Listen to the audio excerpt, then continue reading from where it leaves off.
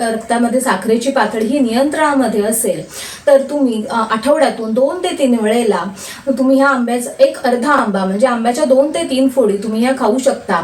पण तो आंबा जसा नैसर्गिक रूपामध्ये आहे तसाच तुम्हाला खायचा आहे, त्याच्यामध्ये आणखीन अधिकची साखर किंवा कुठला अधिकचा गोडपणा वाढवण्याचं तुम्हाला टाकायचं नाही आहे। दुसरी महत्वाची गोष्ट आहे, हा बऱ्याच वेळेला आंबा आहे आपण तो जेवणानंतर खातो, जेवणाबरोबर खातो। पण जर तुम्हाला वजन तुमचं वाढू नये असं वाटत असेल किंवा तुमची साखर वाढू नये असं वाटत असेल तर असं करणं तुम्ही थांबवलं पाहिजे। रात्रीच्या वेळेला शक्यतो आंबा खाणं हे तुम्ही टाळा। जर तुम्हाला आंबा खायचा असेल तर तो सकाळच्या वेळेला खायचा आहे आणि तोही मिड इव्हनिंग किंवा मिड मॉर्निंगला तुम्हाला खायचा आहे। म्हणजेच काय, तुम्ही ॲज अ स्नॅक म्हणून आंबा खा, म्हणजे एक छोटीशी भुकेच्या वेळेला आपण ज्या गोष्टी खातो तर ते म्हणून तुम्हाला आंबा खायचा आहे की ज्यामुळे तुमच्या रक्तातली साखरेची पातळी आहे ती पटकन वाढणार नाही, तसंच तुमचा आंबा खाण्याचा जो तुम्हाला आनंद आहे ते देखील तुम्हाला घेता येईल।